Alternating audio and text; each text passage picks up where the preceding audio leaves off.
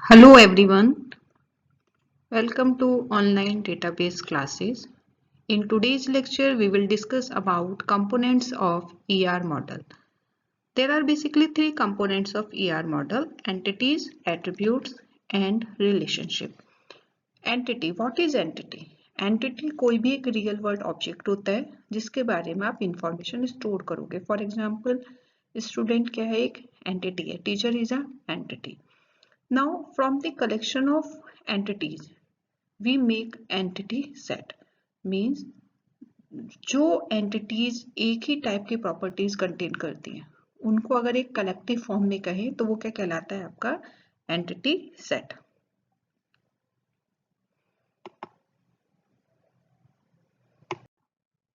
Now there are two types of entity set: strong entity set and weak entity set. Strong entity set वो entity set होते हैं जिनमें की attribute होता है. मतलब जिस फॉर एग्जांपल एम्प्लॉय, जैसे आपका एम्प्लॉय है वो क्या है? एक स्ट्रॉन्ग एंटिटी सेट है क्योंकि उसमें एक की एट्रीब्यूट है, उसके इंडिविजुअल यूनिकली उसको आइडेंटिफाई करता है, that is ID, employee ID.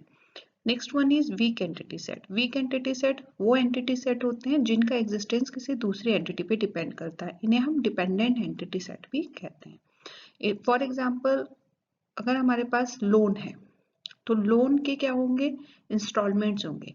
Loan क्या है? लोन अपने आप में एक स्ट्रॉन्ग एंटिटी सेट है और इंस्टॉलमेंट्स क्या है?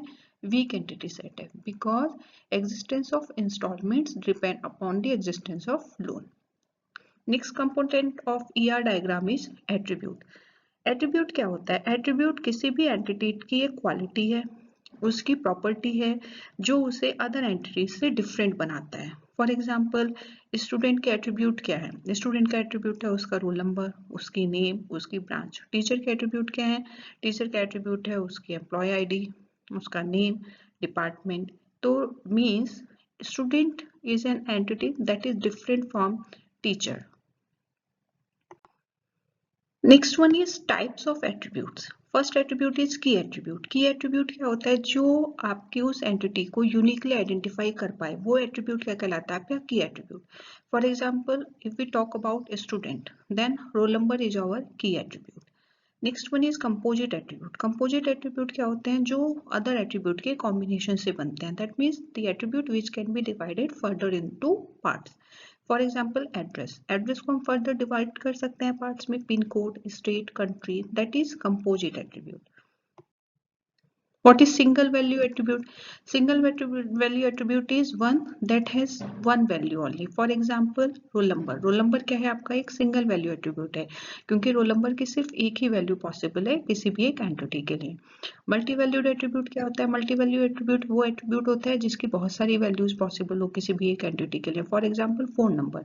एक सिंगल स्टूडेंट के पास दो या दो से ज्यादा फोन नंबर होना पॉसिबल है, बट एक सिंगल स्टूडेंट के पास उसका रोल नंबर एक ही होगा.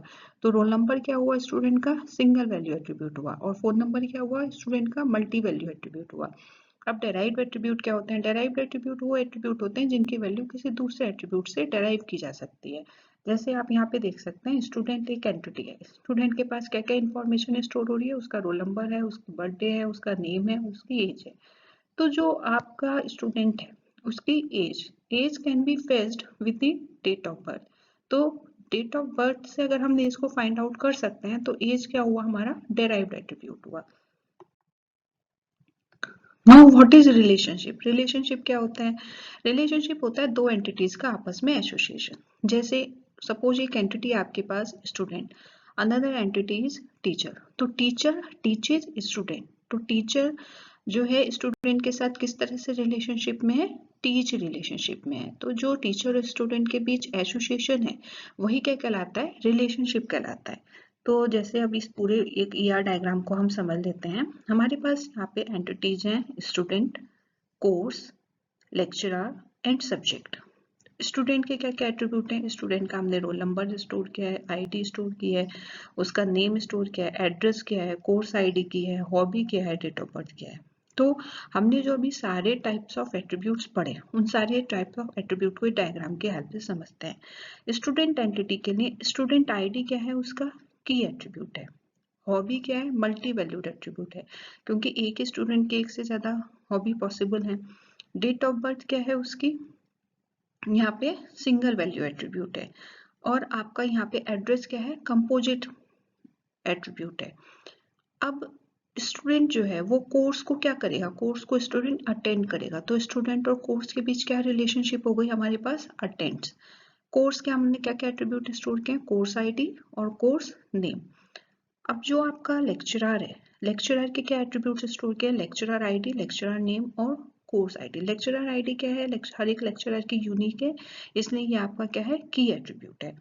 Student is associated with lecturer in the relationship teaches, and lecturer is associated with the entity subject in the relationship teaches। Subject entity जो है उसके हमने क्या एट्रीब्यूट स्टोर किए हैं, subject ID, subject name, lecturer ID. और course में जो है एक से ज्यादा सब्जेक्ट हो सकते हैं, तो course has a relationship with subject has. And जो कोर्स है आपका, वो लेक्चरर जो है वो कोर्स को क्या करता है, टेक करता है। तो लेक्चरर और जो कोर्स है उसके बीच क्या रिलेशनशिप है, टेक्स। तो रिलेशनशिप बेसिकली एसोसिएटिंग वर्ड्स हैं जो दो एंटिटीज को आपस में एसोसिएट कर रहे हैं।